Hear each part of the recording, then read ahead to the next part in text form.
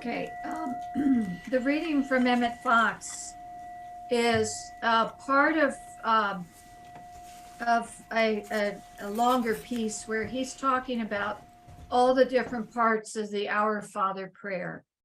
And this section that he's writing about is which art in heaven. Having clearly established the fatherhood of God and the brotherhood of man, Jesus next goes on to describe the fundamental facts of existence. It is the nature of God to be in heaven and of man to be on earth, because God is cause and man is manifestation. Here, heaven stands for God or cause, because in religious phraseology, heaven is the term for the presence of God. The word earth signifies manifestation, and man's function is to manifest or express God as cause. In other words, God is the infinite and perfect cause of all things. But cause has to be expressed, and God expresses himself by means of man and woman. Man's destiny is to express God in all sorts of glorious ways. To express means to press outward or bring into sight. Every feature of your life is really a manifestation or expression of something in your soul. Since it is misunderstandings about the relationship of God and man that lead to all our difficulties, it is worth any amount of trouble to correctly understand that relationship. Trying to have manifestation without cause is atheism and materialism, and we know where they lead. Our Father, which art in heaven, as God hath said, I will dwell in them and walk in them. And that last piece was scriptures from this 2 Corinthians chapter 6, verse 16.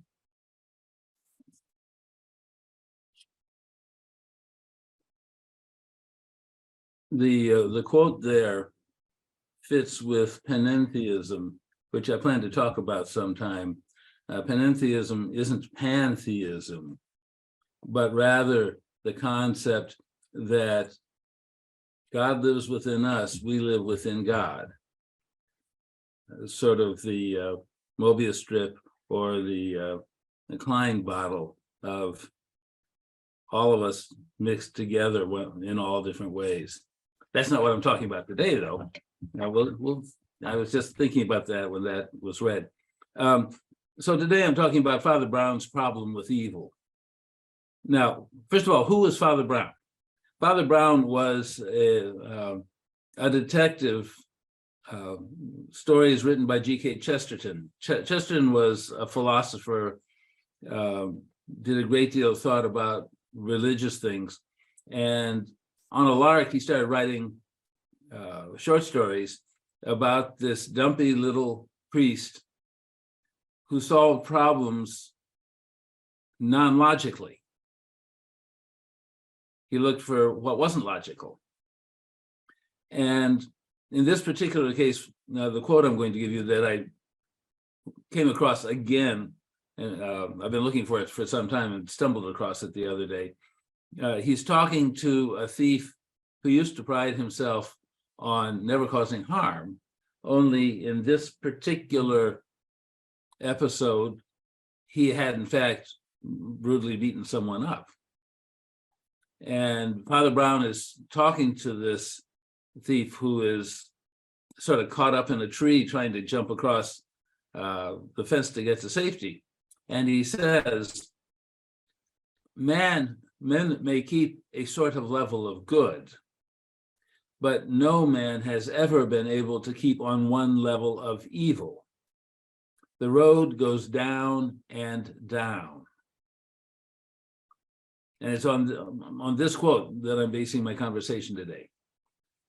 So first of all, let's make sure we're all on the same page with evil. And I'm relying on Unity's definition, though I'll also bring in later some discussion of the Catholic approach to evil. So this is the Unity definition of evil. Evil, that which is not of God, error thought, a product of the fallen human consciousness. Evil is a parasite. It has no permanent life of itself. Its whole existence depends on the life it borrows from its parent. And when its connection with the parent is severed, nothing remains.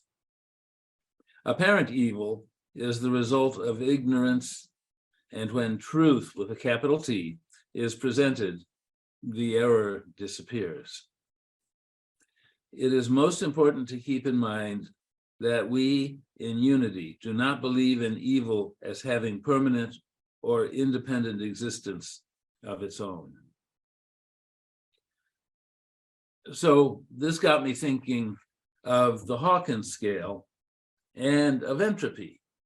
The Hawkins scale, if you recall, is 0 to 1,000 with any frequency 250 or above, or any rating 250 or above, is increasingly toward the perfection of God's love.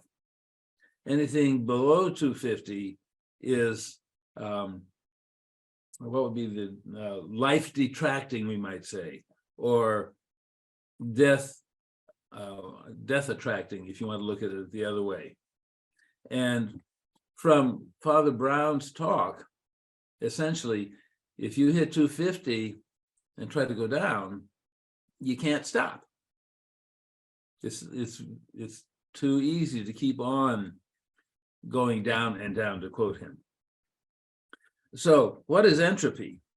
Entropy in thermodynamics is the concept that any energy will tend to disperse and go away. It doesn't gather together, it goes away. And what I take from Father Brown's discussion, from the thought of evil, evil is 250 and below. And that's when you're dispersing the good, God's love, dispersing good energy, and replacing it with lower and lower and lower energy. Entropy, it's spreading out, it's gone. And here's a couple of quotes on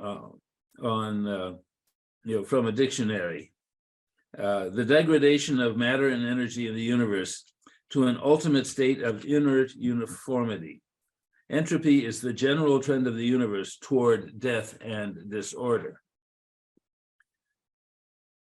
So that's what we're faced with as an alternative to maintaining or growing toward divine love, divine perfection, toward becoming more perfect in the divine, of the divine, and representing the divine.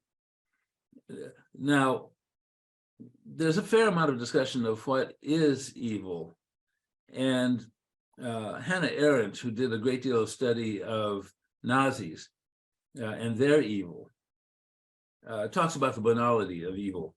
And here's a quote. She was from her book, Eichmann in Jerusalem. Evil comes from a failure to think. It defies thought. For as soon as thought tries to engage itself with evil and examine the premises and principles from which it originates, it is frustrated because it finds nothing there. That is the banality of evil. Now, Richard Rohr, coming from the Catholic, he's a liberal, fringe Catholic, but he still represents Catholic thought in many ways. It says, to think that we can totally resist and avoid all evil is only to persist in it in a new form. Operating unconsciously comes from the lowest part of the brainstem, the section that controls the fight or flight response. And the only way we can really attack evil is to see it as it is.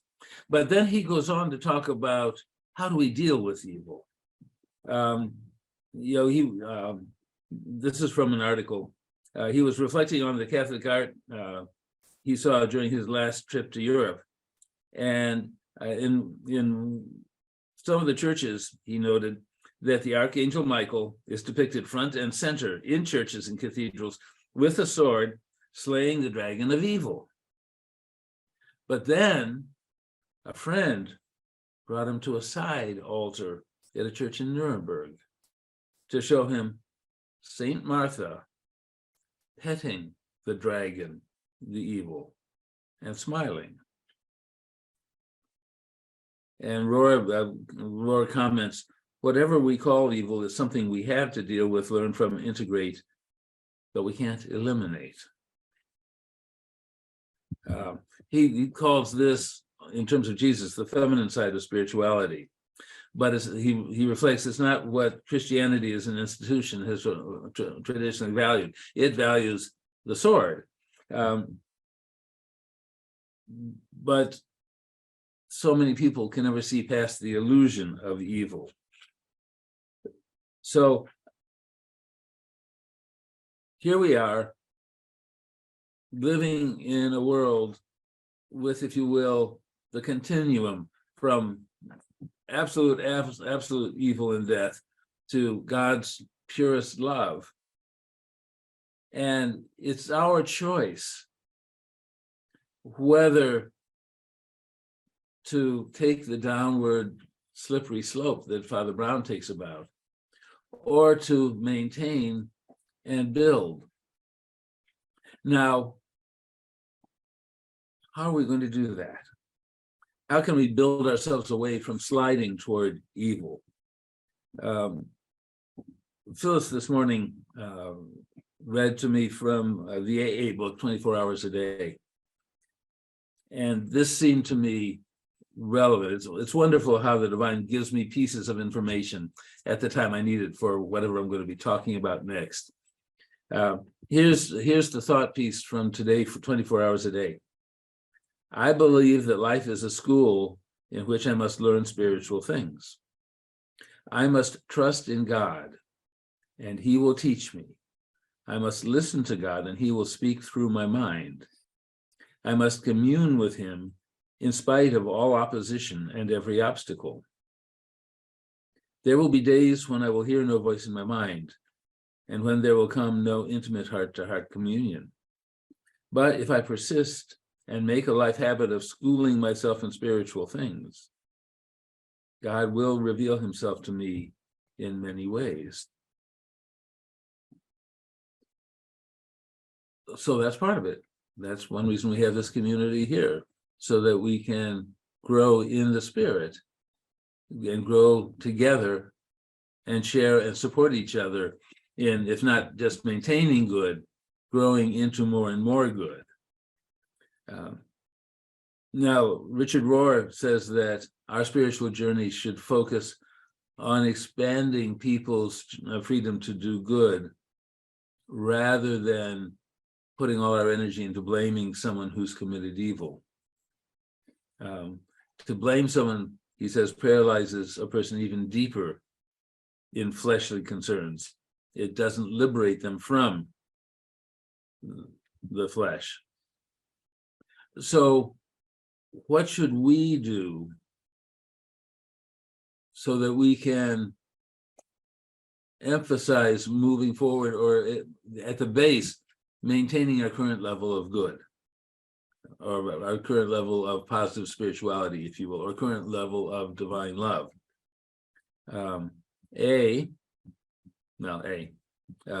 One, be open to new understandings that are given us from this divine school of life where we are now. Set aside time often to live in the Spirit. And this may be meditation, it may be silent worship, you may just call it quiet time, sitting in nature, depending on what your spiritual walk is. It doesn't matter. But set the time aside. Because The way to avoid entropy is put in more and more focused energy that, like a laser, we can hold in our inmost being, in our spiritual being, so that we're going up in the Hawkins scale, not down. And also, we need to keep our heart and mind and soul continually fixed on living a spiritually mindfully ethical life. So there's the spirit part and in connection, but there also is the willing choice to live righteously, ethically, lovingly, representing the divine who is in us and in whom we make our being. By engaging in these practices, we can minimize the likelihood of being distracted or by evil or attracted to evil. And it will make forgiveness when we encounter evil that much easier to do. Now, the 24 Hours a Day book had a what they call a prayer for the day, and it seems an appropriate way to close here. So take this as a prayer we can all share today. I pray that I may regularly go to school in things of the Spirit. I pray that I may grow spiritually by making a practice of these things.